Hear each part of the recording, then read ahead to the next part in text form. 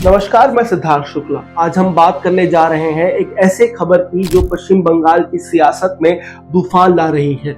जी हाँ, ममता बनर्जी की सरकार को सुप्रीम कोर्ट से ऐसा झटका लगा है कि उनकी आखिरी उम्मीद भी टूट गई है। क्या हुआ था 2016 में 25,000 से ज्यादा शिक्षकों और स्कूल स्टाफ की नौकरियां एक झटके में कैंसिल क्यों हो गई और अब आगे क्या होगा, ये सारी कहानी आज हम आपको सामने रखेंगे। तो तैयार हो जाइए कि यह मामला जितना चौंकाने वाला है उतना ही दिलचस्प भी है। कहानी शुरू होती है साल 2016 से। उस वक्त पश्चिम बंगाल स्कूल सर्विस कमीशन यानी कि WBSSC ने एक बड़ा रिक्रूटमेंट ड्राइव चलाया था। मकसद था सरकारी और सरकारी सहायता प्राप्त स्कूलों में शिक्षकों और नॉन टीचिंग स्टाफ की भर्ती करना। अब आप सोचेंगे इसमें नया क्या है, हर सरकार और हर राज्य ऐसा ही करती है। लेकिन रुकिए, यहीं से मामला दिलचस्प होना शुरू होता है। पश्चिम बंगाल में 60,000 से ज्यादा ऐसे स्कूल हैं जहां टीचर्स और स्टाफ की जरूरत हमेशा रहती है। तो इस ड्राइव में कुल 24,640 वैकेंसीज निकाली गई थी। लेकिन जब रिक्रूटमेंट खत्म हुआ तो अपॉइंटमेंट लेटर्स की संख्या पहुंच गई 25,753 तक। तो आप सोच रहे होंगे कि अरे ये क्या हुआ, विज्ञापन में तो 24,640 वैकेंसीज की बात की गई थी, फिर ये 1,000 से ज्यादा लोग कहां से आ गए। और यहीं से लोगों के कान खड़े हुए और सवाल उठना शुरू हो गया कि कुछ तो गड़बड़ है दया। अब आते हैं उन आरोपों पर जिन्होंने पूरे रिक्रूटमेंट को सवालों के घेरे में खड़ा कर दिया। कई कैंडिडेट्स ने कोर्ट का दरवाजा खटखटाया और कहा कि ये भर्ती प्रक्रिया पूरी तरह से धांधली से भरी हुई है। उन्होंने कई आरोप लगाए। उसमें से पहला आरोप था OMR शीट्स के साथ छेड़छाड़, यानी लिखित परीक्षा में जो जवाब शीट्स थी उनके साथ टैपरिंग की गई थी। दूसरा, रैंक में हेरफेर।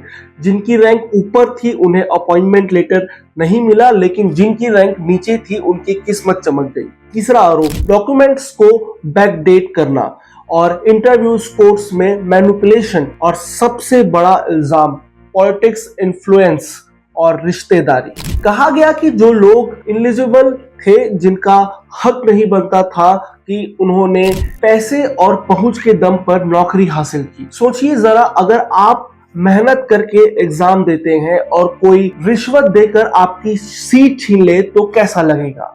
यही गुस्सा उन कैंडिडेट्स में था जिन्होंने कोर्ट में पिटीशन दायर की। अब ये मामला कोर्ट तक पहुंच गया।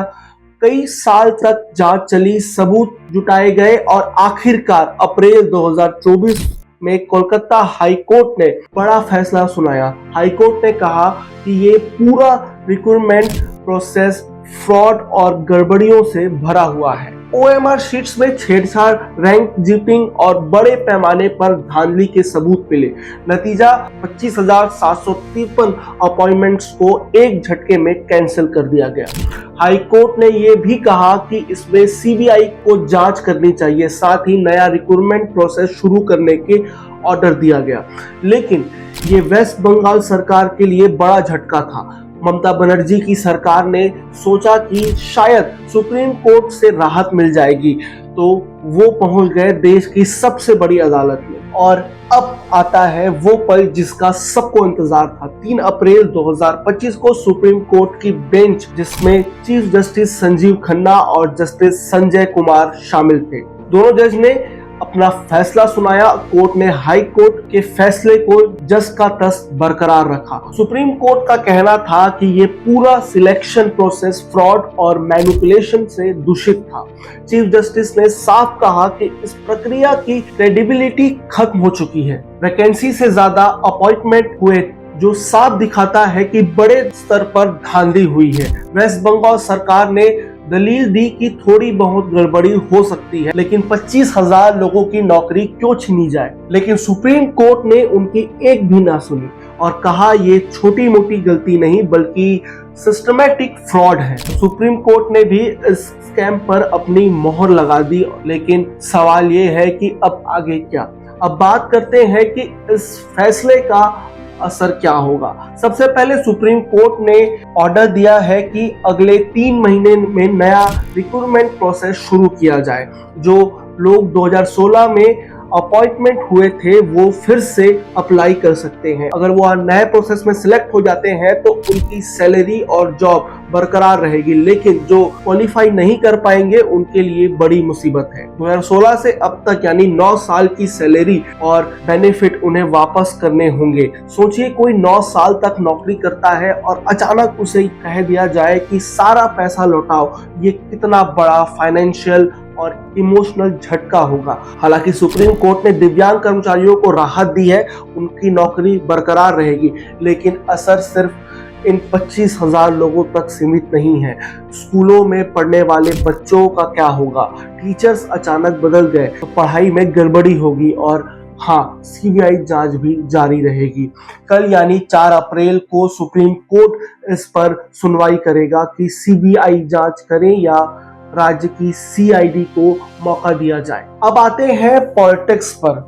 ये स्कैम टीएमसी सरकार के लिए बड़ी शर्मिंदगी बन गया है। पहले से ही former education minister Partha Chatterjee को इस मामले में अरेस्ट किया जा चुका है। उन पर रिश्वतखोरी, पावर का दुरुपयोग और फ्रॉड के आरोप हैं। अब सुप्रीम कोर्ट के फैसले ने ममता बनर्जी की सरकार को कटघरे में भी खड़ा कर दिया है। टीएमसी लीडर्स इस फैसले की आलोचना कर रहे हैं, तो वहीं बीजेपी और दूसरी विपक्षी पार्टियां सरकार पर हमलावर है।